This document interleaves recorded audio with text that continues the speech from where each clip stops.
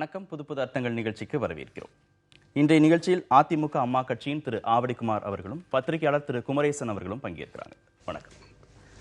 எனக்கு கொலை மிரட்டல் விடுத்தவர்கள் மீது எந்த நடவடிக்கையும் எடுக்கப்படவில்லை அப்படின்னு IAS அதிகாரி சகாயம் உயர்நீதிமன்றத்தில் மனு தாக்கல் செய்திருக்கிறார். கிரனைட் முறைகேடு விசாரணையின் போது எனக்கு உதவி செஞ்சவங்களுக்கும் பாதுகாப்பு இல்லை அப்படின்னு அவர் சேர்த்தே சொல்லியிருக்கிறார். எப்படி பார்க்கலாம்? ஒரு IAS அதிகாரி எனக்கு பாதுகாப்பு இல்லைன்னு சொல்றாரு, ஏற்கனவே கொடுத்த புகார்கள் அடிப்படையில் நடவடிக்கை இல்லை அப்படிங்கிறதையும் சொல்றாரு. இல்லை, அவர் தனக்குன்னு சொன்னால் பரவாயில்ல, தனக்கு உதவியாக இருந்த எல்லாருக்கும் சொல்கிறாரு. ஒவ்வொரு சம்பவமும் தனித்தனி சம்பவம், இந்த சம்பவத்தின் அடிப்படையில் என்ன புகார் செஞ்சாங்களோ அதை விசாரிச்சிருப்பாங்க, நடவடிக்கை எடுத்திருப்பாங்க. அவர் தனக்கு பாதுகாப்பு வேணும்னு கேட்கறது வேற, அல்லது அவருக்கு உதவி செய்தவர்கள் பாதுகாப்பு கேட்டிருந்தாங்கன்னா அது பாதுகாப்பு கொடுத்துருப்பாங்க. அவர் அதையெல்லாம் செய்யாமல் ஒரு விளம்பரத்துக்காகவும் இந்த அரசியலில் அவர் இந்தியாவிலே அவர் ஒருத்தர் தான் யோகியமான அதிகாரின்ற ஒரு தோற்றத்தை உருவாக்குவதற்காக தொடர்ந்து இன்னைக்கு செஞ்சிட்டு இருக்காரு. அதனுடைய நீட்சியாக தான் இது பார்க்கணும். இது உயர்நீதிமன்றம் என்ன கட்டளையிட்டதோ அதை அரசாங்கம் செய்திருக்கிறது. அதுக்கு கூடுதலாக அவர் இப்போ கேட்குறாரு. அது உயர்நீதிமன்றத்தினுடைய பார்வைக்கு கொண்டு போயிருக்கார ஒழிய இதில் அரசாங்கத்தை குறை சொன்னதா எனக்கு எதுவும் தெரியல. இல்லை, ரெண்டு விஷயம். ஒன்று, என்னோட உயிருக்கு பாதுகாப்பு இல்லைன்னு சொல்றது ஒன்று.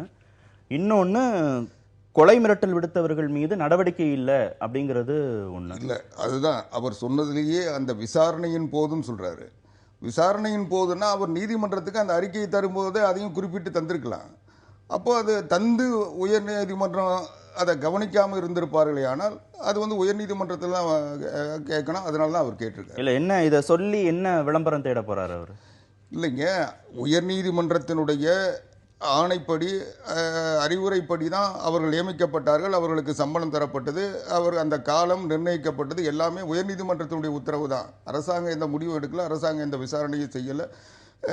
உயர்நீதிமன்றம் அவர்கள் அலுவலர் நியமிக்கிறாங்க. எந்தெந்த அலுவலர் கேட்டாங்களோ அந்த அலுவலர்கள் நியமிக்கப்பட்டார்கள். அது அவர்களுக்கு என்ன சம்பளம் தரணும்னு சொன்னாங்களோ அது தந்தாங்க. என்ன பாதுகாப்பு என்ன பாதுகாப்பு தரணும்னு சொன்னாங்களோ அது தந்திருக்காங்க. அதில் அந்த நேரத்தில் அவர்கள் கொலை மிரட்டல் வந்ததுன்னு சொல்லி அவர் இப்போ சொல்றாரு. அதுக்காக அவருக்கு தொடர்ந்து பாதுகாப்பு வேணும்னு கேட்கிறாரு. அது எவ்வளவு நாளுக்கு பாதுகாப்புன்றது உயர்நீதிமன்றம் சொல்லுகின்ற போது அரசாங்கம் செயல்படுத்தும். இல்ல, விளம்பரம் தேடுறாரு. இந்தியாவிலேயே அவர் ஒருத்தர் தான் யோகியமானவர்னு காமிச்சுக்கிறதுக்காக செய்யறாரு. நடவடிக்கைகள்லாம் இதனால என்ன கிடைச்சிரும் சகாயத்துக்கு? என்ன கிடைச்சிரும்? அவர் இன்னைக்கு இப்போ அரசியல் கட்சி தலைவர்கள், இன்னும் சொல்ல போனா சமூக ஆர்வலர்கள் எல்லாம் இன்னைக்கு களத்தில் இறங்கியோ பிரச்சனைகளின் அடிப்படையில் கருத்துக்களை சொல்வதோ போராடுவதோ அதற்குரிய குழுக்களை உருவாக்குவதோ அல்லது அவர்கள் பெயரை பயன்படுத்தி மற்றவர்கள் அந்த செயல்களை செய்வதோ அனுமதிக்கப்பட்ட ஒன்று. ஆனால் ஒரு அரசு அலுவலர், அரசனுடைய நிர்வாகத்தில் இருப்பவர், அரசனுடைய நடவடிக்கைகளை செய்ய வேண்டிய கடமைப்பட்டவர், அதையெல்லாம் செய்வதை விட அதில் இவர் தன்னை முன்னிலைப்படுத்துவதற்கும் தன்னை விளம்பரப்படுத்துவதற்கும் தான் மட்டுமே நிர்வாகத்தில் தூய்மையானவன் என்ற தோற்றத்தை உருவாக்குவதற்கும் இன்றைக்கு ஊடகங்களையும் அவருடைய ஆதரவாளர்களையும் பயன்படுத்தி அமைப்புகளையும் பயன்படுத்தி அவர் செயல்படுகின்ற போது அவர் இந்த அரசாங்கத்தில் அவர் ஒருத்தர் தான் விசாரணை செஞ்சா சரியா இருக்குன்னு சொல்லி ஒருத்தர் வழக்கு தொடர்றதும் அந்த சூழ்நிலையை ஒரு உருவாக்குறது எல்லாமே அவர் தன்னை முன்னிலைப்படுத்துகின்ற செய்தியாக தான் பார்க்க முடியும். உயிருக்கு அச்சுறுத்தல் இருக்கு, ஏற்கனவே கொலை மிரட்டல் விடுத்தவங்க மீது புகார் கொடுத்திருக்கு, நடவடிக்கை இல்லைன்னு உயர்நீதிமன்றத்தில் போய் அவருக்கு முறையிடுவதற்கு அவருக்கு அதிகாரம் இருக்கா? இல்ல இல்ல, முறையிடுவதற்கு அவருக்கு உயிருக்கு பாதுகாப்பு இல்லைன்னு ஒருத்தர் சொல்ல முடியாதா? இல்லைங்க, நாட்டில் இருக்க எல்லாருக்கும் உரிமை இருக்கு. ஆனால் அவர் சொல்றது எந்த காலகட்டம், அவர் விசாரணை செய்த காலகட்டங்களில் இன்னைக்கு கொலை மிரட்டல் வந்ததுன்னு சொல்றாரு. இன்னைக்கு அப்பவும் கொடுத்திருக்கிறாரு. அதுதாங்க இப்போ நீதிமன்றத்தில் சொல்றது. இப்போதாங்க அவர் அறிக்கையை தாக்கல் செய்கின்ற பொழுது அந்த அறிக்கையில் அது குறிப்பிட்டிருக்கலாம். அந்த சம்பவங்கள் நடவடிக்கைக்குரிய சம்பவங்களை அவர்கள் தொகுத்து அந்த விசாரணைக்கு அறிக்கையாக தருகின்ற போது அதில் இதெல்லாம் சொல்லியிருக்கலாம். இதில் அந்த நபர்கள் பெயரை குறிப்பிட்டிருக்கலாம். அது அப்படி குறிப்பிட்டிருந்தால் அது உயர்நீதிமன்றத்தின் பார்வைக்கு அது கொண்டு வரப்பட்டிருந்தால் அவர் நடவடிக்கை எடுத்திருக்கார். இப்போ என்ன சொல்றாரு, எனக்கு அந்த அலுவல் நேரத்தில் உயர்நீதிமன்றத்தினுடைய கட்டளைப்படி உயர்நீதிமன்றத்தினுடைய ஆணைப்படி அவர்களுக்கு பாதுகாப்பு தரப்பட்டது, சம்பளம் தரப்பட்டது. அந்த பணிகள் முடிந்ததற்கு பிறகு பாதுகாப்பு உச்சநீதிமன்றம் சொல்லல, தரல. உச்சநீதிமன்றம் இப்போ சொல்லிச்சுன்னா தந்துட்டு போறாங்க. திரு குமரேசன், விளம்பரத்துக்காக சகாயம் இந்த மாதிரியான குற்றச்சாட்டுகளை வைக்கிறாரு. இந்தியாவிலேயே தான் ஒருத்தர் தான் நேர்மையான அதிகாரின்னு காமிச்சிருக்கா இதெல்லாம் பண்றாரு அப்படின்னு குற்றச்சாட்டு வைக்கிறார். அது அவர் நேர்மையற்ற அதிகாரிங்கிறதுக்கு ஒரு ஏதாவது சாட்சியம் ஆதாரங்கள் கொடுத்தாருன்னா நம்ம வாதத்துக்கு பயனுள்ளதாக இருக்கும். ஏன்னா அவர் இந்த இந்த கடமையை செய்வதற்கு பொருத்தமானவர் என்று நீதிமன்றம் முடிவு செய்து தான் அவர்கிட்ட இந்த பொறுப்பை கொடுத்தது. ஏனென்றால் அவர் ஏற்கனவே மதுரை மாவட்டத்தில் ஆட்சியராக இருந்தபோது அவர் கண்டறிந்த ஆவணங்கள் நடந்த அந்த முறைகேடுகள் கண்டு அவருக்கு ஏற்பட்ட அதிர்ச்சி, அதன் அடிப்படையில் அது முதல் புகார் செய்தவரே அவர் தான். இப்படி ஒரு பெரிய முறைகேடு நடந்திருக்கிறது என்பதை பதிவு செய்தவர் அவர். ஆகவே தான் அவர்கிட்டே இந்த பொறுப்பை ஒப்படைக்கிறாங்க. இத்தனை ஆண்டுகள் கழித்து இந்த முறைகளை விசாரித்து கொடுங்கன்னு. அந்த விசாரணை அறிக்கையில் எனக்கு இப்பெல்லாம் மிரட்டினாங்கன்னு சொல்லி அவர் கொடுப்பாரா? என்னென்ன முறைகேடு நடந்திருக்கிறது, எப்படியெல்லாம் இயற்கை அளிக்கப்பட்டிருக்கிறது அப்படிங்கிற விஷயத்தை பற்றிய அறிக்கை அது. அந்த அறிக்கையை அவர் சரியாக கொடுத்துருக்கிறார். அந்த அறிக்கையை ஏன் என்ன வெளியிடாமல் வச்சுருக்காங்கன்றதான் மிகப்பெரிய கேள்வி. அந்த அறிக்கை இன்னைக்கு வரைக்கும் நமக்கு அதிகாரப்பூர்வமாக ஏதாவது வெளியே வந்திருக்கிறதா? சில ஊடகங்களில் சில பத்திரிகைகளில் அவர்கள் தங்களுடைய தொழில் திறமையை பயன்படுத்தி தங்களுடைய ஊடகத்திற்கே உள்ள பொறுப்பை பயன்படுத்தி சில செய்திகளை வெளியிட்டு கசிய விட்டிருக்கிறார்கள். முழு அறிக்கையை, நேர்மையான அறிக்கையை வெளியிடுவதற்கு அரசுக்கு என்ன தயக்கம்? ஏன் நீதிமன்றமே கூட அதை வெளியிடலாம். இது வந்திருக்கிறதுனா ஆவடிக்குமார் என்ன சொல்றாரு, ஊடகத்துடைய உதவியோடையும் சகாயத்துக்கு ஆதரவா இருக்கிறவங்களுடைய உதவியோடையும் சகாயம் விளம்பரம் தேடுறாரு அப்படின்னு புகார். அதாவது ஊழலை எதிர்ப்பதில், முறைகேடுகளுக்கு முற்றுப்புள்ளி வைப்பதில் ஊடகங்களுக்கு பங்கு இருக்கிறது. அது அந்த இடத்துல XRY யாராக இருந்தாலும் சரி, அந்த இடத்துல சகாயம் வந்தாலும் சரி, யாராக இருந்தாலும் சரி, இந்த செய்திகளை அவங்க வெளியிடுவது என்பது ஊடகத்தினுடைய கடமை. இப்பொழுது இந்த கடமை ஊடகங்கள் சரியாக செய்து கொண்டிருக்கின்றன. ஊடகங்கள் பற்றி நம்ம விமர்சிப்பதற்கு எத்தனையோ இருக்கிறது. ஆனால் இந்த விஷயத்தில் இதுதான் நடந்திருக்கிறது, இந்த குறிப்பிட்ட எல்லைக்கு மேல் அரசாங்கம் ஏனோ பதுக்கி வைத்திருக்கிறதுங்கிற விஷயத்தை மக்கள் கவனத்துக்கு கொண்டு வந்திருக்கிறார்கள் ஊடகங்கள். அந்த வகையில் ஊடகங்கள் பாராட்டுக்குரிய பணியைத்தான் செய்திருக்கிறார்கள். இப்போ என்னன்னா, கிட்டத்தட்ட 1,00,000 கோடி ரூபாய் அளவிற்கு இந்த முறைகேடு என்று மதிப்பிட்டிருக்கிறார்கள். இது மதுரை பகுதியில் மட்டும் நடந்த அந்த பாறைகள் வெட்டப்பட்ட விவகாரங்கள். இப்போ அண்மையில் கூட நான் மதுரைக்கு போயிருந்தேன். 2-3 நாட்களுக்கு முன்னால் அந்த ஆனைமலை வழியெல்லாம் வருகிற போது அந்த வெள்ளையாக அந்த பாறைகள் அடுக்கி வைக்கப்பட்டிருக்கணும். அதெல்லாம் இப்போ நீதிமன்ற தடையின் காரணமாக நிறுத்தி வைக்கப்படுவது எனக்கு தெரிகிறது. அதில் பார்க்கும்போது எனக்கு மனம் பதறுகிறது. அது வெறும் பணம் சம்பந்தப்பட்ட விஷயம் அல்ல. இந்த 1,00,000 கோடி ரூபாய் வருவாய் இழப்பு அரசுக்கு. இதன் மூலம் வர வேண்டிய வரி, அதற்கு அபராத வரி எல்லாம் போட்டிருந்தா 1,00,000 கோடி ரூபாய் வரைக்கும் வந்திருக்குன்னு சொல்றது. நான் வெறும் பணமாக மட்டும் இதை பார்க்கல. அந்த பணம் கிடைத்திருந்தால் எத்தனையோ பள்ளிக்கூடங்களை திறந்திருக்க முடியும், எத்தனையோ ஆரம்ப சுகாதார நிலையங்களை மேம்படுத்தி இருக்க முடியுங்கிற நிலைமையெல்லாம் ஒரு பக்கம் இருக்கு. நான் அது மறுக்கல. ஆனால் இது வெறும் ஊழல் மட்டும் இல்லைங்க. இயற்கை அளிக்கப்பட்டிருக்கிறது, நம்முடைய தொன்மை எத்தனை பாறைகளில் வரலாற்று சின்னங்கள் இருந்திருக்கின்றன, அதெல்லாம் அளிக்கப்பட்டிருக்கிறது, வரலாறு அளிக்கப்பட்டிருக்கிறது. இதுதான் ஒரு அரசாங்கம் செய்ய வேண்டிய பொருள். இதையெல்லாம் கண்காணித்து தடுக்க வைப்பதற்காக டாமின் என்ற ஒரு அமைப்பை ஏற்படுத்தினார்கள். அந்த டாமின் நிறுவனம் இந்த பாறைகளை தேடி அழிப்பவர்களுக்கு உடந்தையாக இருந்திருக்கிறது என்று கூட அந்த அறிக்கையில் இருப்பதாக தகவல் வந்திருக்கிறது. இவ்வளவு நடந்திருக்கிற போது அவர் விளம்பரம் தருவதற்காக இதெல்லாம் செய்யறான்னு சொல்வது எப்படி சரியா இருக்கு? சகாயம் மட்டும் இல்ல, சிறப்பாக நேர்மையாக செயல்படக்கூடிய எந்த அதிகாரிகளையும் அரசு விரும்புறது இல்லையா? உதயச்சந்திரன் மாற்றப்படுகிறார் அப்படின்னு ஒரு செய்தி இந்த வாரத்தை முழுவதுமே வந்துட்டே இருக்கு. ஐஜி பொன்மாணிக்கவேல் சிலை தடுப்பு பிரிவில் ரொம்ப சிறப்பாக செயல்பட்டார், ஆனால் அவரை மாத்தியாச்சு. இந்த மாதிரி சிறப்பாகவும் நேர்மையாகவும் செயல்படக்கூடிய அதிகாரிகளை அரசாங்கம் விரும்புறதே இல்லையா?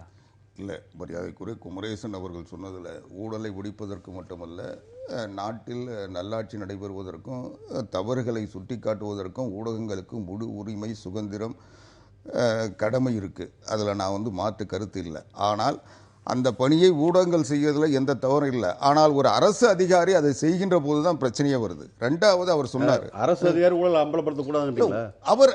அவர் துறையில அவருடைய கடமைகளை முழுமையாக செய்துவிட்டு அவர் அதிகாரி என்ற நிலையிலிருந்து விடுபட்டு அரசியல்வாதியா மாறுறதையோ இல்ல சமூக ஆர்வலரா மாறுறதையோ யாரும் தடுக்கல. ஆனால் ஒரு அதிகாரி ஒரு அரசாங்கத்தை செயல்படுத்த வேண்டியவர், நிர்வாகத்தை கவனிக்க வேண்டியவர், அதை கவனிக்காம அவர் மற்ற இடங்கள்ல ஊழல் நடக்குதுன்னு சொல்றதான் நான் சரியில்லைன்னு சொல்றேன். நான் முடிச்சிடுறேங்க. அது மாதிரி அவர் நேர்மையானவர் அல்லது நான் சொல்றதை கேட்டுங்க.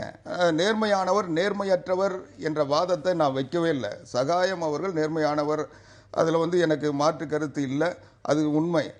ஆனால் மற்றவர்கள் எல்லாம் நேர்மையற்றவர்கள், மற்றவர்களிடம் அதெல்லாம் அவங்க யாருமே செய்ய மாட்டாங்க, இவர் ஒருத்தர் தான். அப்படி எங்க சொல்லியிருக்கிறாரு? நான் சொல்றது முடிச்சிடுறேங்க.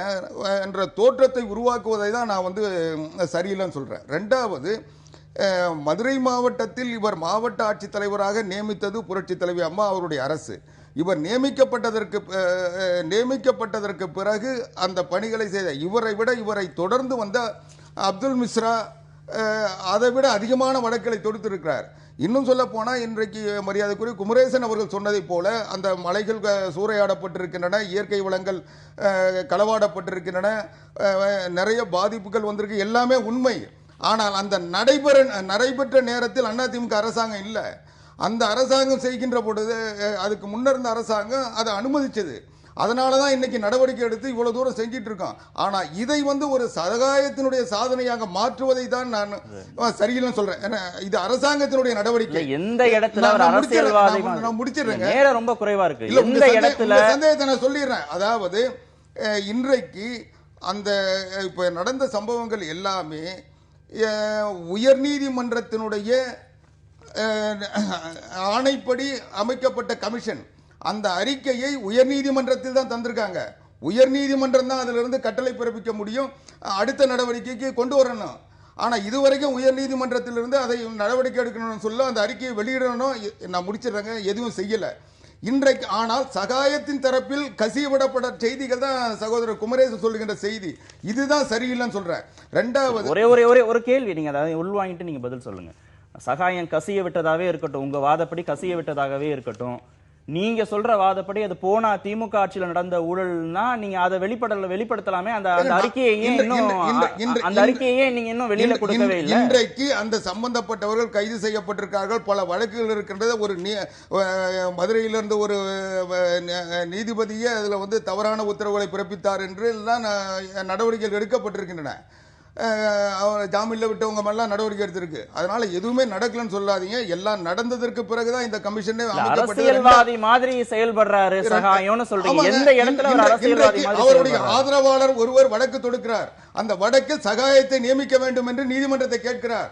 நீதிமன்றம் அவருக்கு அனுபவம் இருக்கிறதுனால அதை நியமிக்கிறாங்க.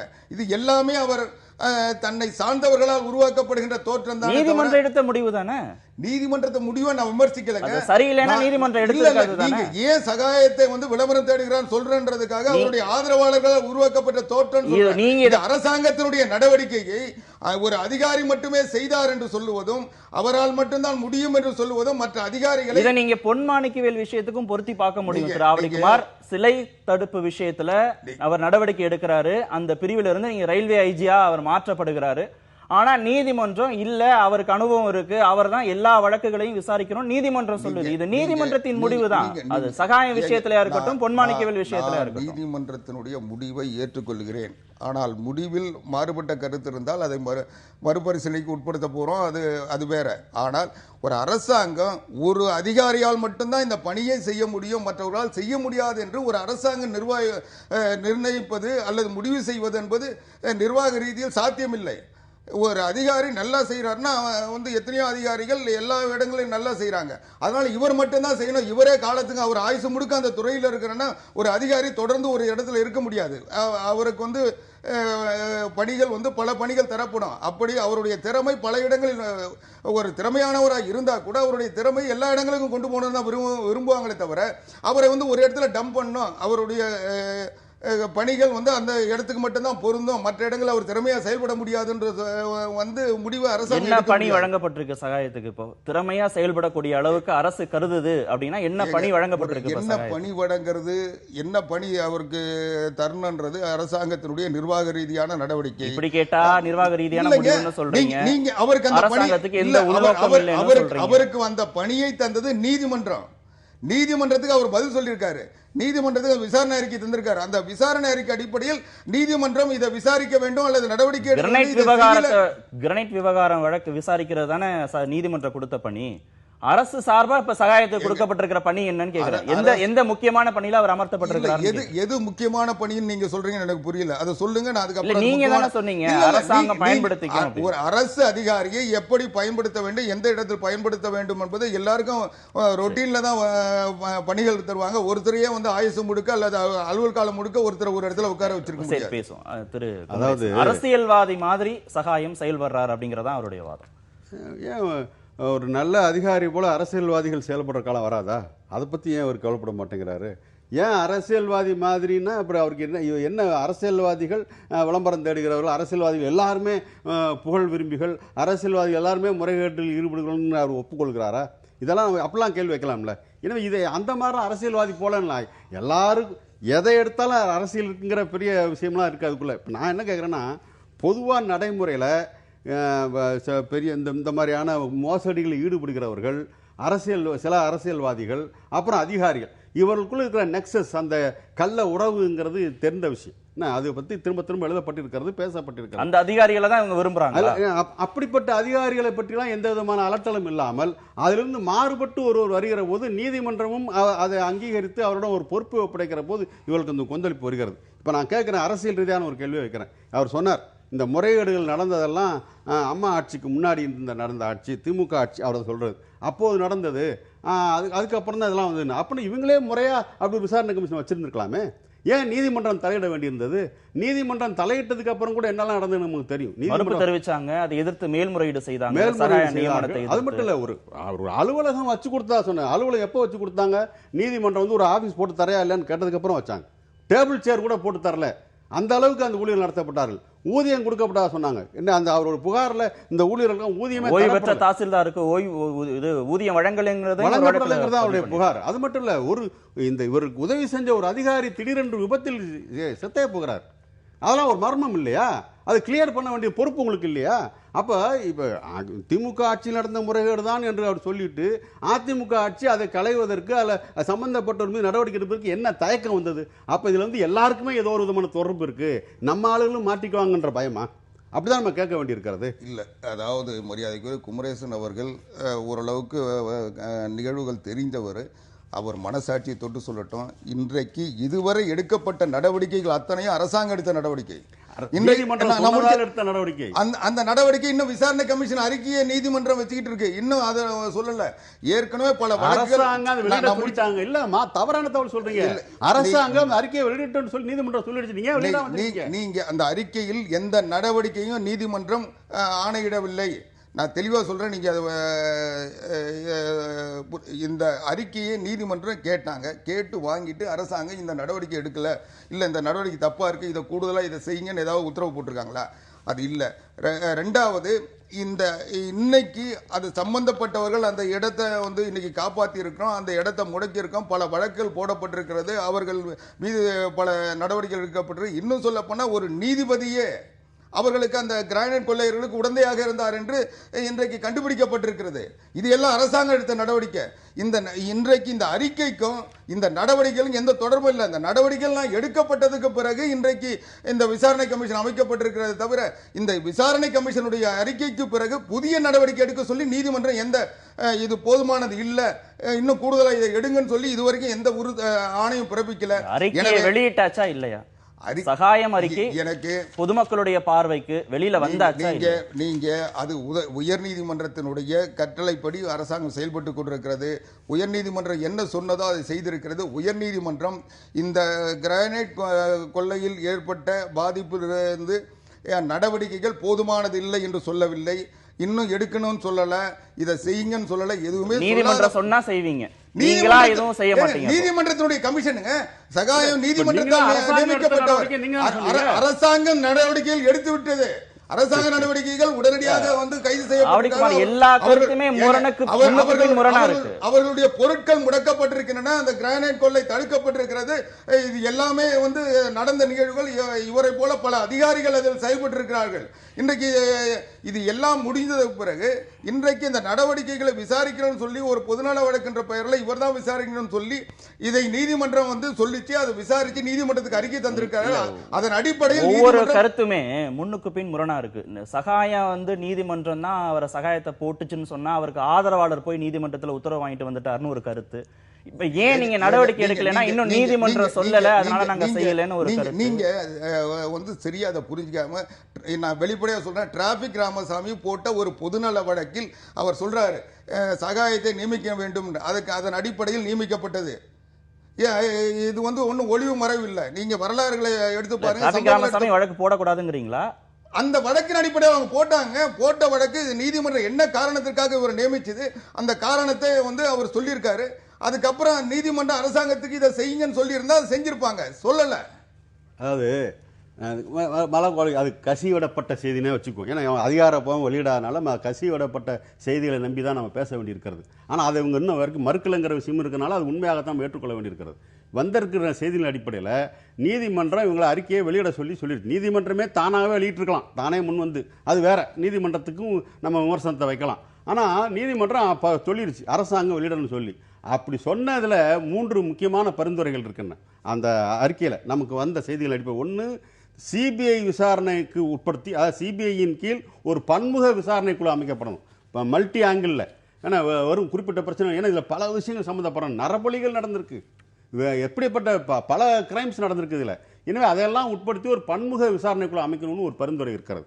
அடுத்து, இந்த கிரானைட் வணிகத்தை கண்காணிப்பதற்கென்ற ஒரு 24 மணி நேர அமைப்பு, அது லோக்கலில் விட்டால் அதுவும் இந்த டாமின் மாதிரி ஆகிடுங்கிறதுனால இதுக்கான ஒரு சென்ட்ரல் எக்ஸ்போர்ட் அமைச்சகம் இருக்கு பாருங்க, அதனுடைய கண்காணிப்பில் ஒரு 24 மணி நேரம் கண்காணிப்பு குழு அமைக்கணும்னு சொல்லியிருக்கிறாங்க.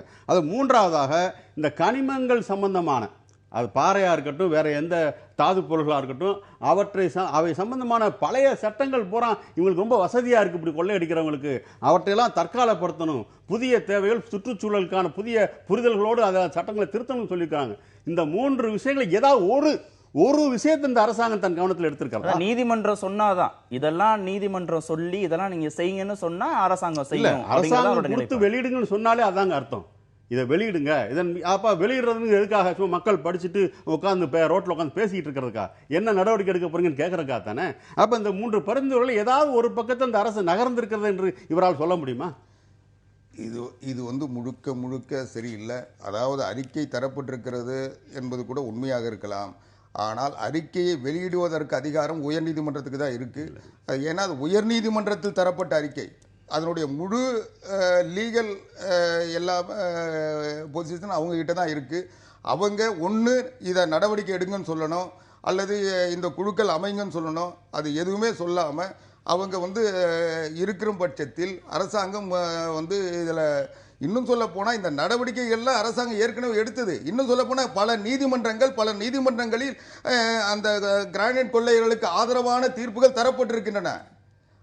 அதன் அடிப்படையில் தான் அந்த கொள்ளை நடைவதற்கு நீதிமன்றங்களும் சில நீதிமன்றங்கள் எடுத்து அளிக்கப்பட்ட தீர்ப்புகளும் காரணமாக இருந்திருக்கு. அதனால இதையெல்லாம் விட்டுட்டு அரசாங்கம் நடவடிக்கை எடுத்து அரசாங்கத்தை பாராட்டவில்லை என்றாலும் பழி சுமத்தாதீர்கள் சொல்றேன். இல்ல, சட்டங்களுக்கு பாதுகாப்பா இருக்குங்கிறத நான் ஒப்புக்கணும். அதனால தானே நீதிமன்றம் ஏன் சொல்ல நீதிமன்றம் உண்மை இருக்குல்ல, அந்த சட்டங்களை திருத்துங்கன்னு பரிந்துரை. ஏன் திருத்தறதுக்கு நீங்க என்ன செஞ்சிருக்கீங்க? நீங்க பரிந்துரைன்னா அதை பகிரங்கப்படுத்துறதுல நீதிமன்றத்துக்கு எந்த தயக்கமும் இல்ல. அரசாங்கத்துக்கு என்ன தயக்கம்? அரசாங்கம் கிட்ட நான் வந்து நீங்க சொல்றது பரிந்துரை இல்லைன்னு நான் சொல்றேன். நீங்க அவர் கொடுத்த அறிக்கையை என்ன நடவடிக்கை எடுக்க வேண்டும் என்று உயர்நீதிமன்றம் உத்தரவிடுகிறதோ அதை அரசாங்கம் செய்யும். ஆனால் அதை அறிக்கையை கூட விட்டுரும். அது ரொம்ப பெரிய விஷயம். நடவடிக்கை எடுக்கிறதுக்கு நிறைய நிர்வாக சிக்கல்கள்லாம் இருக்குன்னு கூட புரிஞ்சுக்கும்.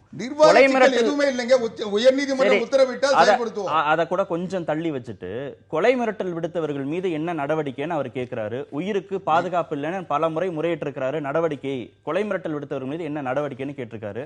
பார்த்தசாரதினா அவருக்கு உதவி செய்த ஒருத்தர் மீது வாகனம் ஏற்றி அவர் வந்து கொலை செய்யப்பட்டாரோன்னு அப்பெல்லாம் செய்திகள்லாம் வந்தது. அந்த சந்தேகத்தை தீர்க்கணும் அப்படின்னு கோரிக்கை வைக்கிறாரு. அவருக்கு விசாரணையில் உதவிய சேவர் கொடியனுக்கு மிரட்டல் விடுதுன்னு சொல்றாரு. இப்ப இந்த புகார்லாம் சொல்லி என்ன நடவடிக்கை எடுக்கப்பட்டிருக்கு? இந்த நம்ம விசாரணை அறிக்கையை கூட கொஞ்சம் தள்ளி வச்சுட்டு இந்த தனிநபர் பாதுகாப்பு குறித்து நம்ம பேசலாம். ஒரு ஐஏஎஸ் அதிகாரி தொடங்கி சாமானிய மனிதர்கள் வரைக்கும் பாதுகாப்பு இல்லைன்னு அவர் குற்றச்சாட்டு வைக்கிறார். அவர் சொல்றது, அவர் அந்த பணிகள் நடந்த காலத்தில் அவர் விசாரணை கமிஷன் செயல்பட்ட காலத்தில் வந்த பிரச்சனைகளை அவர் சொல்றாரு. அதுல கூட குறிப்பிட்ட நபர்கள் இந்த பெயரில் தான் சொல்றதை தவிர இவர் தான் சொல்லி அவர் வந்து சொல்ல முடியல. ரெண்டாவது, அவர் சொல்றது நீங்க சொல்றது போல தனிநபர்களுக்கு பாதுகாப்பு இல்லை என்றால் தனிநபர்களுக்கு அதை கோருவதற்கும் அதை பெறுவதற்கும் உரிய உரிமையும் வாய்ப்பும் நம்முடைய சட்டத்தில் இருக்கு, நடைமுறையில் இருக்கு. ஆனால் அவர்கள் இது இல்லாமல் இவர் அதை எல்லாம் சேர்த்து வச்சு பண்றத ஒரு அரசியலை நான் பார்க்குறேன். இவர் இன்றைக்கு எனக்கு ஒரு பாதிப்பு வந்ததுன்னா எனக்கு கொடை மிரட்டல் வந்தால் நான் உடனே அதை புகார் செய்வேன், நடவடிக்கை எடுக்க சொல்லுவேன். நடவடிக்கை எடுக்கலாம் எடுத்து போராடுவேன். அப்போ அந்த தனிநபர்களுக்கு ஒரு பாதுகாப்பாக ஒரு கேங் லீடரா ஒருத்தர் இருக்க முடியாது. அதனால இதுதான் அரசியல் பார்வையாகவும் அவருடைய விசாரணைக்கு உதவி செஞ்ச சேவர் கொடியோன்னு எங்க விசாரணைக்கு அவருக்கு விசாரணையில உதவி செஞ்ச பார்த்தசாரதி இறந்து போறாரு. அப்புறம் அவரு கேங் லீடரா இங்க செயல்படுறாரு. ஒரு தலைமை பொறுப்புல தானே அவர் இருக்கிறாரு. சட்ட ஆணையர்னு ஒரு தலைமை பொறுப்புல இருக்காரு. அவருக்கும் பாதுகாப்பு இல்ல. இவருக்கு எப்படி பணி வழங்கப்பட்டதோ அவங்களுக்கும் அந்த பணி வழங்கப்பட்டது. இவரை எப்படி அரசாங்கம் பாதுகாக்க வேண்டுமோ அது போல அவங்களுக்கும் விசாரணை அவங்களையும் பாதுகாக்கணும். அப்ப அவங்களுக்கும் அந்த பாதுகாப்பு இருக்கும் போது அவர்கள் அதை சொல்வதற்கு ஏன் தயக்கம்? சேவர் கொடியன் தனியா சொன்னா எனக்கு ஒரு பாதிப்புன்னா நான் தாங்க அதை முறையிட்டு இருக்கணும். அதை முறையிட்டு இருந்தா உடனே நடவடிக்கை. ஒரு விபத்து நடக்குதுன்னா அந்த விபத்துல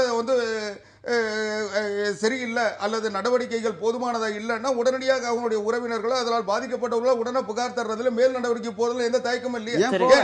ஏன் நீதிமன்றத்துக்கு போயிருக்கலாமா? ஏன் போகலன்னு உங்களுக்கு எப்படி தெரியும்? இவர் தானங்க எல்லாருக்கும் பொதுவா நான் தான் கேட்கணும்ன்ற மாதிரி கிளைம் பண்றாரு. இவர் நீதிமன்றத்தில் நான் இதுல என்ன புரிஞ்சுக்கிறேன்னா என்ன லாஜிக்னு புரியல நீங்க இவர் நான் என்ன புரிஞ்சுக்கிறேன்னா இவருக்கு வழங்கப்பட்டிருக்கின்ற அந்த பாதுகாப்பு தொடர வேண்டும் என்று அவர் விரும்புகிறார். அதற்கு நீதிமன்றத்தை அணுகியிருக்கிறார். இதுதான் இதுல உயிரோட இருக்கணும்னு ஒருத்தர் விரும்ப கூடாதா? எந்த செய்தி இந்த ஆவடிக்குமார் உயிரோட இருக்கணும் அப்படின்னு ஒருத்தர் விரும்ப கூடாதா? அது அவ்வளவு பெரிய குற்றமா? இல்ல, ஒரு ஐஏஎஸ் அதிகாரி உயிரோட இருக்கணும்னு விரும்ப கூடாதா? நீங்க சொல்றீங்க, நான் சொல்றது கேட்டுங்க. உயிரோடு இருக்கணும்னா என்னைக்கு எனக்கு பாதிப்பு வந்ததோ அல்லது எனக்கு மிரட்டல் வந்ததோ அடுத்த நாளே போய் அதுக்கு நிவாரணம் தேடி இருப்பேன். ஒரு 6 மாசம் கழிச்சு நான் போய் மனு போட்டு இதை கோர்ட்ல ரொம்ப ரொம்ப அப்பட்டமான தவறான தகவல் சொல்றேன். என்னன்னா நீதிமன்றம் இப்ப இந்த விசாரணைக்குள்ள அமைக்கப்பட்ட நோக்கம் அந்த அறிக்கையை வரணுங்கிறது அந்த நோக்கம் நிறைவேறிச்சுங்கிற அடிப்படையில் அந்த குழுவை கலைக்க ஆணையிடுகிறது. அப்போ அவர் என்ன சொல்றாங்க, அந்த குழுவுக்குன்னு 1 மாத கால அவகாசம் வேணும், அந்த ஆவணங்கள்லாம் திருப்பி ஒப்படைக்கணும். அதே நேரத்தில் எங்களுக்கு இந்த மாதிரி பாதுகாப்புகள்லாம் உத்தரவாதப்படுத்தப்படல, இதை நீதிமன்றம் உறுதிப்படுத்தணும்னு இப்ப வைக்காம வேற எப்ப வைப்பாரு? கடந்த காலத்துல அந்தந்த பிரச்சனைகள் அவருக்கு மட்டும் கேட்டா பரவாயில்ல, அவர் ஏன் சேவர் கொடியோனுக்கு கேட்கிறாரு? அவர் ஏன் பார்த்தசாரதி மரணம் குறித்து விசாரிக்கணும்னு சொல்றாரு?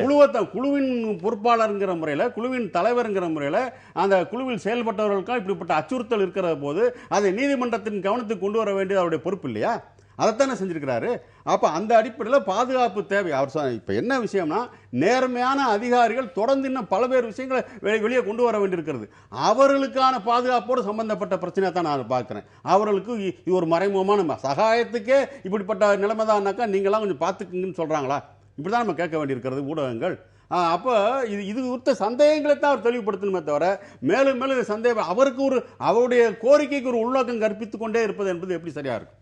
ஏன்னா அண்மையில் ஒரு சின்ன அனுபவத்தை சொல்ல விரும்புகிறேன். அண்மையில் ஒரு நிகழ்ச்சியில் சகாயம் அவர்கள் பேசுகிற போது தமிழ் வழி கல்வியினுடைய தேவையை பற்றி பேசியிருக்கிறார். சம்பந்தமே இல்லாத ஒரு விஷயம் தான். ஒரு பள்ளி நிகழ்ச்சியில் தமிழ் வழி கல்வி தான் உண்மையான முன்னேற்றத்துக்கு வரணும், அது குறித்து அதை வரவேற்று ஒரு முகநூல்ல பதிவு செய்கிற போது உடனே வர்றாங்க, இவர் சொல்ற எல்லாத்தையும் ஏற்றுக்கணுங்கிற அவசியம் கிடையாதுன்னு சொல்லி வர்றாங்க. யாருன்னு பார்த்தா அவங்களாம் தற்செயலாக எப்படியோ இந்த ஆளுங்கட்சிக்கு ஆதரவாளராக இருக்கிறாங்க, சகாயத்தின் மீது கோபம் உள்ளவர்களாக இருக்காங்க. எப்படி ஒரு கருத்தாக எதிர்கொள்ளாமல் யார் என்பதை வைத்து தீர்மானிப்பதுங்க, அதெல்லாம் தான் அது வருகிறது. அவர் நேர்மையான அதிகாரம் தன்னை காட்டிக்கொள்றதுக்காக அதெல்லாம் செய்கிறாரு. அப்போ இதுதானே செய்தியாக போய் பதிவு செய்யும் தொண்டர்கள் இப்படி தூண்டி விடுறதா? அதான் நான் கேட்குறேன். அதாவது நான் தோழர் சொன்னது போல அவர் தன்னுடைய பணி நீடிப்புக்கோ அல்லது பாதுகாப்பு நீடிப்புக்கோ உயர்நீதிமன்றத்தை அணுகியிருக்கிறார் என்ற வகையில் இதை பார்த்தீங்கன்னா இந்த பிரச்சனையே இல்லை. நீங்கள் அவருக்கு ஒரு கொலை மிரட்டல் வந்தது, அரசாங்கம் நடவடிக்கை எடுக்கலாம் அல்லது அரசாங்கம் கொலை மிரட்டல் செய்யுது அவரை பாதுகாக்க முயற்சிக்கலன்னு சொல்லி பேச சொல்லதான் நான் அந்த பதிலாம் சொல்ல வேண்டியது. உயிருக்கு அச்சுறுத்தல் இருக்குன்னு சகாயம் ஐஏஎஸ் அதிகாரியா இல்லையாங்கிறது இல்லை, சாதாரண ஒரு மனுஷரா நான் உயிரோட இருக்கணும்னு ஒருத்தர் நீதிமன்றத்தில் சொல்றாரு. அவரை பாதுகாக்க வேண்டிய பொறுப்பு அரசுக்கு இருக்கு. அவர் ஐஏஎஸ் அதிகாரினும் பாதுகாக்கணும், சாமானிய மனிதனும் அப்படிங்கிற அடிப்படையில அவரை நீங்க- பாதுகாக்கணும். அந்த நான்- பொறுப்பை அரசாங்கம் செய்யணும் நம்பிக்கையோடய இல்ல இந்த பகுதியை முடிக்கலாம். நீங்க அந்த நம்பிக்கையே உங்களுக்கு அவசியம் இல்ல. நான் சொல்றேன் தெளிவா, நீதிமன்றம் எதை சொன்னாலும் செய்வதற்கு அரசாங்கம் தயாராக இருக்கிறதுன்னு சொல்றேன். நீதிமன்றம் சொல்றதை தாண்டி ஒரு சாமானிய மனிதனை சாமானிய காப்பாற்ற மனிதர் வேண்டிய பொறுப்பாக அரசுக்கு இருக்கு இல்லையா? அதை செய்யணும். நம்புவோம். சாமானிய மனிதரா ஒரு கொலை மிரட்டல் வந்ததுல இருந்து இதுவரைக்கும் வந்து 6 மாத காலம் பாதுகாக்கப்பட்டிருக்கிறார். இப்ப மிரட்டல் வருது. அந்த குற்றவாளிகளை அரசாங்கம் பாதுகாக்கவில்லை. மிரட்டல் வருது. குற்றவாளிகள் சம்பந்தம் இல்ல. மிரட்டல் வருதுன்னு அவர் சொல்றாரு. வேண்டும் என்பதால் தான் இந்த கிரானைட் கொள்ளையில இவ்வளவு நடவடிக்கை 6 மாசமா மிரட்டல் வருதோ வரலையோ, இப்ப மிரட்டல் வருது, பாதுகாப்பு இல்லைன்னு சொல்றாரு. அவர் உயிரை பாதுகாக்க வேண்டியது அரசுடைய பொறுப்பு. பாதுகாக்கணும், நம்புவோம். இடைவெளிக்கு பிறகு நம்ம பேசுவோம். குஜராத் மாநிலங்களவை தேர்தலில் காங்கிரஸ் வேட்பாளர் அகமது பட்டேல் வெற்றி பெற்றிருக்கிறாரு. பிஜேபிக்கும் காங்கிரஸுக்கும் ஒரு கௌரவ பிரச்சனையாகவே இந்த தேர்தல் வந்து பார்க்கப்பட்டது. கட்சியிலேருந்து விலகினாங்க, கட்சி மாறி வாக்களிச்சாங்கன்னு பல்வேறு சர்ச்சைகளுக்கு நடுவே வந்து நேற்று வெற்றி பெற்றிருக்கிறார். அவர் எப்படி பார்க்கலாம்? அது முக்கியமாக தேர்தல் கமிஷன் மிக சரியான முறையில் நடவடிக்கை எடுத்ததனுடைய ஒரு வெற்றியாகவும் இதை பார்க்கலாம். ஏன்னா அந்த 2 பேர் கிராஸ் ஓட் பண்ணவங்க, அது கிராஸ் ஓட் பண்ணது மட்டும் இல்லை, நாங்கள் பிஜேபிக்கு தான் ஓட்டு போட்டோம் அந்த ஏஜென்ட்டை போய் காமிச்சிருக்காங்க பாருங்கள், அது வீடியோவிலையும் பதிவாயிருக்கு. அதுதான் முக்கியமான பிரச்சனை. ஏன்னா அதனால தான் பிஜேபி திரும்ப போய் எப்படியாவது அதை தடுத்துடணும், தேர்தல் கமிஷன் அந்த அடிப்படையில் நடவடிக்கை எடுக்கக்கூடாதுன்னு திரும்ப போயிட்டோம். ஏன்னா அந்த 2 பேருடைய ஓட்டு செல்லும் என்று ஆணையம் அறிவித்திருந்தால் பட்டேல் வெற்றி கிடையாது. அந்த வகையில் அது செல்லாதுன்னு அறிவிச்சதுனால, அந்த ரெண்டு ஓட்டில் ஏற்கப்படாதுன்னு அறிவிச்சதுனால அது 44 ஓட்டில் இப்போ அவர் ஜெயிச்சிட்டார், வெற்றி பெற்றிருக்கிறார். இப்போ நான் இது எப்படி பார்க்கிறேன் என்றால், தேர்தல் ஆணையம் இந்த மாதிரியான கராரான நடவடிக்கை என்பது நம்பிக்கை அளிக்கிற விஷயமா இருக்கிறது. நாடு முழுக்க இது செயல்படுத்தப்பட வேண்டும். ஒன்று. அடுத்து நான் என்ன, இந்த சூழல், இன்றைய சூழலில், இன்றைய அரசியல் சமூக பண்பாட்டு தளத்தில் உள்ள எல்லா விதமான சூழலையும் மனசில் வச்சு நான் சொல்கிறேன், நாடாளுமன்றத்தில் எதிர்க்கட்சிகளின் குரல் வலுவாக இருப்பது என்பது மிக மிக முக்கியமாக தேவை இருக்கிறது. ஒரு எதிர்க்கட்சி உறுப்பினர் ஒவ்வொரு நாடாளுமன்றத்திற்கும், மாநிலங்களவையாக இருக்கட்டும், இப்போ மாநிலங்களவை தான், மாநிலங்களவையில் நுழையக்கூடிய ஒவ்வொரு எதிர்க்கட்சி உறுப்பினரும் முக்கியமானவராக இருக்கிறார், நாட்டிற்கு தேவைப்படுவராக இருக்கிறார். ஏன்னா மீதி 2 பேர், அமித்ஷா அவர்களும் ஸ்மிருதி இரானி அவர்களும் வெற்றி பெறுவதில் யாருக்கும் கேள்வியே இல்லை. ஏன்னா அந்த கணக்குப்படி அவர் வெற்றி பெறுவார் என்பது ரொம்ப ஸ்மூத் செயிலிங்காக தான் இருக்குன்றது எல்லாரும் எதிர்பார்த்தது தான். அதனால தான் அவர்களாலே அது பெரிய அளவு கொண்டாட முடியாமல், பட்டேலின் வெற்றியை சகித்து கொள்ள முடியாமல், ஜீரணித்துக் கொள்ள முடியாமல் இருக்கிறார்கள். ஆனால் இப்போ காங்கிரஸ் வந்து தன்னை சுய பரிசீலனை செய்ய வேண்டும். இப்படிலாம் கிராஸ் ஓட்டிங் நடக்கிறவர்களுக்கெல்லாம் அந்த கட்சிக்குள்ளே ஒரு ஒழுக்கத்தை வளர்த்து வைத்திருக்கிறார்கள் என்றால் அது ஏன் அப்படிங்கிற வரலாற்றுக்குள்ள அவங்க போயாகணும். தன்னை வந்து மீண்டும் புதுப்பித்துக் கொள்ள வேண்டும். அதேபோல் இப்போ தேர்ந்தெடுக்கப்பட்டிருக்கிற இவர் தனக்கு கொடுக்கப்பட்டிருக்கிற கூடுதல் 3ஆம் முறையாக வந்திருக்கிறார். அதில் இருக்கிற கூடுதல் பொறுப்பை இன்றைய சூழலில் இன்னும் மாநிலங்களில் எவ்வாறு செயல்பட வேண்டும் என்ற அந்த பொறுப்பை உணர்ந்து இன்னும் தன்னுடைய பங்களிப்பை செலுத்த வேண்டும் என்ற என்னுடைய வேண்டுகோளை கூட நான் வைக்கிறேன். நாடாளுமன்றத்தில் எதிர்க்கட்சிகளின் குரல் வந்து ரொம்ப ஓங்கி ஒலிக்கணும். ஒவ்வொரு எதிர்க்கட்சி நபரும் வந்து ரொம்ப முக்கியமானவர்கள், உறுப்பினரும் ரொம்ப முக்கியமானவர்கள் அப்படின்னு குமரேசன் சொல்றாரு. 3வது பெரிய கட்சி, முக்கியமா ஓங்கி ஒலிக்குதா அதிமுகவுடைய குரல்? நிச்சயமா அனைத்து இந்திய அண்ணா திராவிட முன்னேற்ற கழகத்தை பொறுத்தவரை தமிழ்நாட்டினுடைய பிரச்சனைகளுக்காக நிச்சயம் கோரிக்கைகள் ஓங்கி தான் ஒழிச்சுக்கிட்டு இருக்கு. சரியான நிறையில் தான் செயல்பட்டு இருக்காங்க. இன்றைக்கு இந்த குஜராத் தேர்தலை பொறுத்த வரைக்கும் அது தொடர்ந்து சங்கர் சிங் வகேலா கட்சி மாறல், அவர் வந்து காங்கிரஸ் கட்சியிலிருந்து விலகல் இருந்து, இது முழுக்க காங்கிரஸ் கட்சியின் உட்கட்சி பிரச்சனையில் தொடங்குறதுடைய நீட்சியாக தான் இன்றைக்கு இந்த தேர்தல் குழப்பம் வரைக்கும் வந்திருக்கு. இந்த தேர்தல் குழப்பத்துக்கு இன்றைக்கு காங்கிரஸ் கட்சியினுடைய நிலையை நியாயப்படுத்துகின்ற தோடர் இன்னொன்று மறந்துடுறாரு. இன்னைக்கு குஜராத்தில் இருக்கின்ற 44 சட்டமன்ற உறுப்பினர்களை கொண்டு வந்து கர்நாடகாவில் பதுக்கி வைத்து பாதுகாத்து கொண்டு போனதை சரியான நடவடிக்கையா ஏற்றுக்கொண்டவர். நான் முடிச்சிடுறேங்க. ஆனால் தமிழ்நாட்டு அரசியலில் கூவத்தூர் தமிழ்நாட்டுக்குள்ள ஒரு இடத்துல அதிமுக சட்டமன்ற உறுப்பினர் ஒரு இடத்துல இருந்ததை கொச்சைப்படுத்துவதும் அதை வந்து எங்களுக்கு எதிரான ஒரு நிலைப்பாடு. பெங்களூர்ல இருந்தாங்க அப்படின்னு சொல்ல முடியாதா? பெங்களூர்ல ஒரு இடத்துல இருந்தாங்க, இப்ப கூவத்தூர்ல ஒரு இடத்துல இருந்தாங்க. நான் வந்து அதை விமர்சிக்கவே இல்லை, அதை தவறுன்னு சொல்லல. ஆனால் கூவத்தூரில் நடந்ததை நீங்க தவறுன்னு சொன்னது நியாயமான்னு கேட்கிறேன். நான் இன்றைக்கு ஒரு மாநிலத்துக்குள்ளேயே அவங்க வந்து மாநிலம் விட்டு மாநிலம் போல இல்ல, அதை நீங்க எப்படின்னு பாருங்க. ஒரு கட்சி கிட்ட இருந்து இன்னொரு கட்சி சட்டமன்ற உறுப்பினர்களை வந்து பாதுகாக்கணும் அப்படிங்கிற அடிப்படையில் எடுக்கக்கூடிய நடவடிக்கையும், ஒரே கட்சிக்குள்ள இருக்கக்கூடிய உட்கட்சி பிரச்சனை அடிப்படையில் எடுக்கக்கூடிய நடவடிக்கையும் ஒண்ணுதானா? நீங்க இன்னும் சொல்ல போனால் அங்கே பணப்புழக்கம் இருந்ததுன்றதுக்கு வருமான வரித்துறை ரெய்டு பண்ணி அந்த இடத்துல இருந்து பண பறிமுதல் பண்ணியிருக்காங்க. எல்லா நான் வந்து எல்லா நடவடிக்கையும் எடுத்திருக்காங்க. இங்கேயும் பண்ணணும்னு சொன்னாங்க. இல்ல இங்கேயும் பல வழக்குகள் போடப்பட்டிருக்கிறது, பல ஆய்வுகள் மேற்கொள்ளப்பட்டன, பல விசாரணைகள் நடைபெற்றிருக்கின்றன. இன்னும் சொன்ன வீடியோ எல்லா புகைப்படம்லாம் எடுக்கப்பட்டிருக்கிறது. ஒவ்வொரு கிட்டரும் தனியா ஸ்டேட்மெண்ட் வாங்கியிருக்காங்க. எல்லாமே நடந்திருக்கு. இதை வந்து இல்ல இதை வந்து அடைத்து வைத்திருக்கிறார்கள். எம்எல்ஏக்களை விலைக்கு வாங்கி விட்டார்கள். தமிழ்நாட்டு எம்எல்ஏக்களை கொச்சைப்படுத்தியவர்கள் இன்றைக்கு குஜராத் எம்எல்ஏக்களை சரியா பாராட்டுகிறார்கள் என்பதுதான் என்னுடைய வேதனை. இல்ல இப்ப நம்ம அகமது பட்டேல் வெற்றி பெற்றிருக்கிறாரே, நாடாளுமன்றத்துல குரல் ஓங்கி ஒலிக்கணுமேனு பேசணும். நீங்க கூவத்தூரை வந்து நியாயப்படுத்துறதுக்காக இதை பேசுறீங்க. இல்ல இல்ல நீங்க அகமது பட்டேலுடைய குரல் ஓங்கி ஒலிக்குமா அல்லது இருக்கின்ற குரலில் ஒண்ணா அது மாறுமா? நம்ம விவாதத்தை அப்படிதான் ஆரம்பிச்சோம். ஆனா ஆவடிக்குமார் வந்து கூவத்தூர்ல நடந்ததை ஏன் குறை சொல்றீங்கன்னு கொண்டாந்து முடிக்கிறாரு. அகமது பட்டேல் தேர்ந்தெடுக்கப்பட்டது இந்த 44 கடத்தப்பட்ட உறுப்பினர்களால் என்பதையும் மறந்துடாதீங்க. அதனால இது ஓங்கி ஒலிக்குதா இல்ல எடப்பாடியார் கடத்தப்பட்ட எம்எல்ஏ தேர்ந்தெடுக்கப்பட்டது போலவா? இதை கடத்தல் சொல்றதுக்கு உங்களுக்கு எந்த தார்மீக உரிமையோ இன்னும் சொல்ல போனா யோகியதே இல்ல. நீங்க காங்கிரஸ் கட்சியினுடைய கடத்தப்பட்ட சட்டமன்ற உறுப்பினரால் தேர்ந்தெடுக்கப்பட்ட ஒருவரை நீங்கள் ஏற்றுக்கொள்ளுகிற போது அதுவும் மாநிலம் விட்டு மாநிலம் போனது, இந்த மாநிலத்துக்குள்ள அதிமுக சட்டமன்ற உறுப்பினர் ஒரு இடத்தில் குடுமி இருந்ததை விமர்சிக்கிற உரிமை எங்க இருக்கு? இல்ல இங்க கடத்தப்பட்டதுல வேற ஒரு ஹோட்டல்ல போய் கடத்தப்பட்டது எப்படி சொல்றீங்க ஆவடிக்குமார்? நான் அதை வந்து தவறுன்னு சொல்லல. அதை வந்து தவறுன்னு சொல்லல. தவறுன்னு சொல்லல. நீங்க கடத்தப்பட்டது எப்படி சொல்றீங்க? குஜராத்ல சட்டமன்ற உறுப்பினர் வந்து கர்நாடகாவில் இருந்தது நான் தவறுன்னு சொல்லல. ஒரு நிமிஷம். ஆனால் நீங்க நான் சொல்ல வந்தது புரிஞ்சுங்க.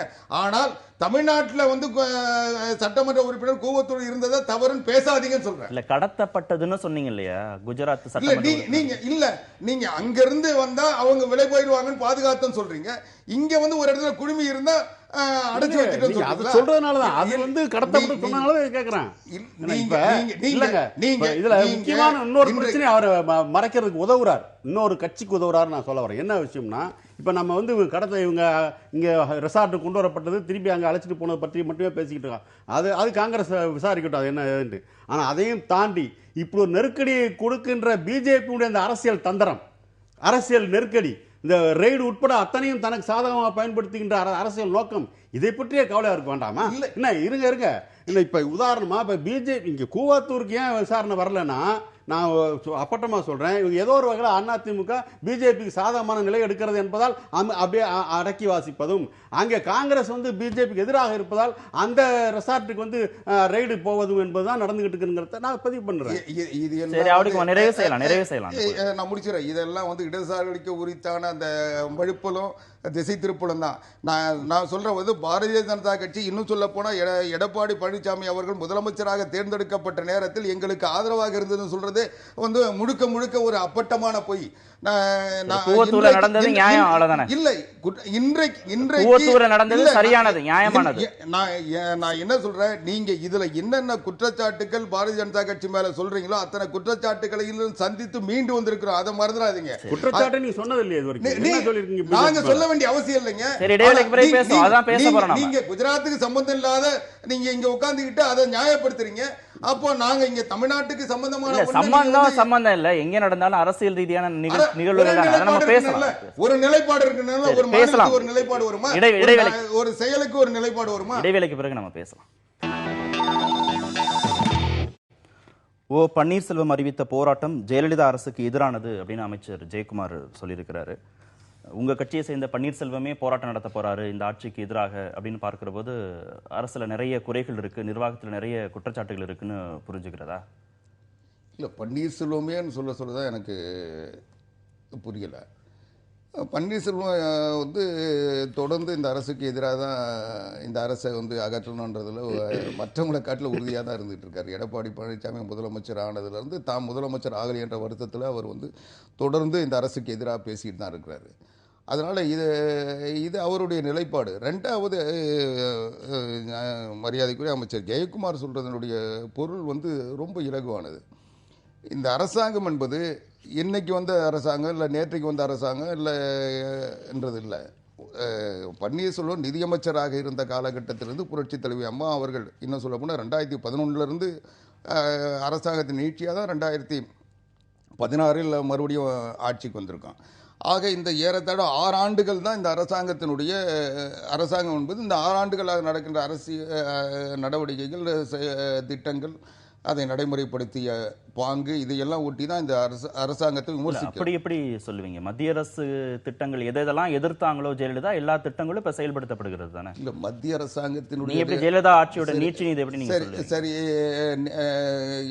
இப்போ எந்த திட்டம் புதுசா எடப்பாடி பழனிசாமி அவர்கள் முதலமைச்சர் ஆனதற்கு பிறகு வந்த திட்டம்? ஏதாவது ஒரு திட்டம் சொல்லுங்க. நீட் தேர்வு எல்லா விவகாரமும் இருக்கு. நீட் தேர்வுன்றது நெடுவாசல் பிரச்சனை. நீட் தேர்வு 2012 2013 கடந்த ஆண்டே ஓராண்டு விதிவிலக்கு பெற்று இன்னைக்கு நடந்துட்டு இருக்கு. இந்தியாவில் எல்லா மாநிலங்களும், கேரளாவை தமிழ்நாட்டை தவிர எல்லா மாநிலங்களும் ஏற்றுக்கொள்ளப்பட்டு அதுக்கப்புறம் படிப்படியாக இன்னைக்கு தமிழ்நாடும் கேரளாவும் ஏற்றுக்கிட்டு நீட் தேர்வு தமிழ்நாட்டில் நடந்திருக்கு. ரெண்டாவது, நீட் தேர்வுக்கு விலக்கு கேட்டு 2 தீர்மானங்கள் நிறைவேற்றப்பட்டு மத்திய அரசாங்கத்தில் நிலுவையில் இருக்கு. ஜெயலலிதா ஆட்சி காலத்துல மத்திய அரசுக்கு எதிராக கொண்டு வர திட்டங்களை அவங்க எதிர்த்து அவங்க செயல்படுத்த விடல. ஒண்ணு, இவ்வளவு ஊழல் குற்றச்சாட்டுகள் அந்த ஆட்சியில இருந்ததா? எல்லாத்தையும் சேர்த்துதான் பார்க்கணும். எதிர்கட்சிகளுடைய குற்றச்சாட்டோட சேர்த்துதானே நீங்க எல்லா திட்டங்களும் எதிர்த்தாங்க. சில்லறை வணிகத்தை நான் ஒன்று சொல்லிடுறேன். சில்லறை வணிகத்தில் அந்நிய முதலீட்டு தீர்மானம் வந்த காலகட்டத்திலிருந்து கடுமையாக எதிர்த்து வாக்களித்தோம். அதே போல தேசிய உணவு பாதுகாப்பு சட்டம் வருகின்ற பொழுது தமிழ்நாட்டுக்கு பாதிப்பு தரும், நாம முன்னோடியா இருக்கிறோம், இந்த திட்டத்தில் தமிழ்நாடு விலக்கு தரணும் சொல்லி போராடணும். அதை எதிர்த்து வாக்களித்தோம். அதை மீறிக்கிட்டு அந்த சட்டம் நிறைவேற்றப்படுகின்ற பொழுது வேற வழியே இல்லை. இந்தியா முழுக்க ஒரு சட்டம் நிறைவேறுகின்ற பொழுது அந்த சட்டத்தை ஏற்கவில்லை என்றால் அதனுடைய சலுகைகள், அதனுடைய பலன்கள் தமிழ்நாட்டுக்கு கிடைக்காம போகின்றதுனால அதை ஏற்றுக்கிட்டு நாங்கள் சிறப்பு விநியோக திட்டத்தை தொடர்ந்து செயல்படுத்துவோம்னு இன்னைக்கு செயல்படுத்திட்டு இருக்கோம். இதை பாதிப்புகளை மக்களுக்கு வராம மாநில அரசாங்கம் ஏற்றுக்கிட்டு. அமைச்சர்கள் மீது ஊழல் குற்றச்சாட்டு இருக்கு. விஜயபாஸ்கர் இந்த நிமிடம் வரைக்கும் பதவியில தொடர்றாரு. எந்த விதமான நடவடிக்கை இல்ல. ஜெயலலிதா இருந்திருந்தா இப்படி எல்லாம் நடந்திருக்குமா? எதிர்கட்சிகள் கேட்கிற கேள்விதான், ஸ்டாலின் கேட்கிற கேள்விதான். நீங்க சுருக்கமா பதில் சொல்லுங்க. நம்ம எதிர்கட்சிகள் கேட்கிற கேள்வின்றது நியாயம். ஆனா பன்னீர்செல்வம் சொல்லி இருக்கிறாரு. பன்னீர்செல்வம் சொல்றாருன்னா பன்னீர்செல்வத்து மேல பல முகாந்திரம் இருக்கிறதுனாலதான் நடவடிக்கை எடுக்கப்பட்டது. சேகர் ரெட்டியோட புகைப்படம் எடுத்தது சேகர் ரெட்டி, பன்னீர்செல்வம், இன்னும் சொல்ல போனா பன்னீர்செல்வம் முதலமைச்சராக இருந்த காலத்தில் இந்த குற்றச்சாட்டுகள் எல்லாமே எடுத்து வைக்கப்பட்டன. அன்னைக்கு பன்னீர்செல்வம் ஜெயலலிதா ஆட்சி இல்ல நீங்க சொல்ற மாதிரி. ஜெயலலிதா ஆட்சி கிடையாது. இது இல்லைங்க, நான் இல்லன்னு சொல்லல.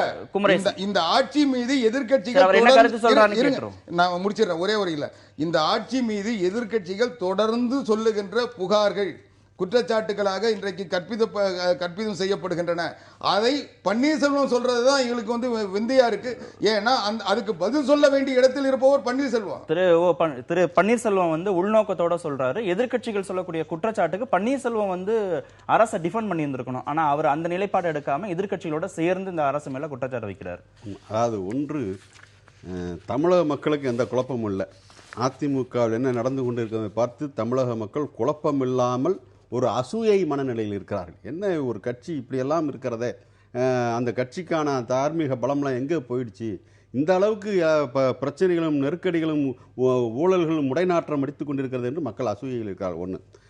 இதையெல்லாம் எதிர்கொள்கிற ஒரு தனிப்பட்ட, அதெல்லாம் தாண்டி ஒரு தனி ஆளுமை என்பது இப்போ இந்த கட்சிக்கு இல்லாமலே போயிடுச்சுங்கிறலாம் இருக்கிறது. அடுத்து இப்போ ஒவ்வொன்றும் நான் கேட்குறேன். இப்போ அவர் சொல்கிறார், ஜெயக்குமார் அவர்கள் சொல்லியிருக்கார், இது அதிமுக அரசுக்கு ஜெயலலிதா அரசுக்கு எதிரானது அப்படின்னு சொல்கிறார். இப்போ நான் என்ன கேட்க விரும்புகிறேன்னா, இப்போ நான் ஓபிஎஸ் போராட்டம் அவர் அறிவிச்சிருக்கிறதுல எனக்கு எந்த விதமான மயக்கமும் கிடையாது. ஏன்னா இது சொல்ல போனால் இன்றைக்கு எடப்பாடி அரசின் மீது வைக்கக்கூடிய அத்தனை குற்றச்சாட்டுகள், அத்தனை புகார்களிலும் அவருக்கும் பங்கு இருக்கிறது. இப்போ ஒருவேளை அவருடைய பேரங்கள் சரியாக முடிந்திருக்கும் என்றால் இந்த பிரச்சனைலாம் வந்திருக்காது என்பதே நமக்கு தெரியும். எனவே இந்த அரசின் மீதான எந்த குற்றச்சாட்டிலிருந்தும் ஓபிஎஸ் அவர்கள் தனக்கு ஒரு கேடயத்தை பிடித்துக் கொள்ள முடியாது என்பதெல்லாம் ஒரு பக்கம் இருக்கிறது. ஆனால் சட்டமன்றத்தில் இவருடைய அணியினர், ஓபிஎஸ் அணியினர் எந்தெந்த பிரச்சனைகளை அரசுக்கு ஆதரவாகவோ எதிராகவோ என்ன பேசியிருக்கிறாங்க ஒன்றுமே தெரியலையே. நடவடிக்கையே எடுக்காமல் சும்மா தானே இருந்தாங்க. எந்த விதமான குரலும் கொடுக்கலையே, அமைதியாக இருந்தார்கள். அதுதான் நம்ம பார்த்துருக்கிறோம். அப்போ அங்கே அரசு எடுக்கிற அத்தனை நடவடிக்கைகளுக்கும் ஆதரவாக இருந்து விட்டு இப்போ போராட்டம் அறிவிச்சிருக்காங்கிற அதை ஒரு கேள்விக்குட்படுத்திருக்கணும். ஏன் கேள்விக்குட்படுத்த மாட்டேங்கன்னா எனக்கு தெரியல. இப்போ இவர்கிட்ட நான் கேட்க விரும்புகிறேன், ஜெயக்குமார் அவர்கள் சொல்கிறார்கள் ஜெயலலிதா அரசுக்கு எதிரான விஷயம்னு இப்போ ஓபிஎஸோட போராட்டத்தை அறிவிச்சிருக்கிறாங்க. இப்போ சென்ட்ரல் கவர்மெண்ட் வந்து விஜயபாஸ்கர் அவருடைய வீட்டுக்கு ரெய்டுக்கு துறையினரை அனுப்புனாங்களே, அதுவும் ஜெயலலிதா அரசுக்கு எதிரானது தானே அப்படி பார்த்தா, அடிப்படையில் பார்த்தா? அப்போ அதன் மீதான உங்களுக்கு கோபம் அதிகமாக வரணும், அது ஏன் வெளிப்படுத்தவே மாட்டேங்கிறீங்க? சரி, நேரம் ரொம்ப குறைவா இருக்கு, அதாவது செய்திக்கு ரொம்ப நேரம் ஆயிடுச்சு. ஒரே ஒரு வரி வார்த்தை தான் சொல்லணும், வரிக்கு கூட நேரம் இல்லை. அதாவது கர்நாடகா அமைச்சர் சிவகுமாருக்கு எதிராக ஒரு ரைடு நடந்தா அது வந்து அரசியல் ரீதியான தாக்குதல்.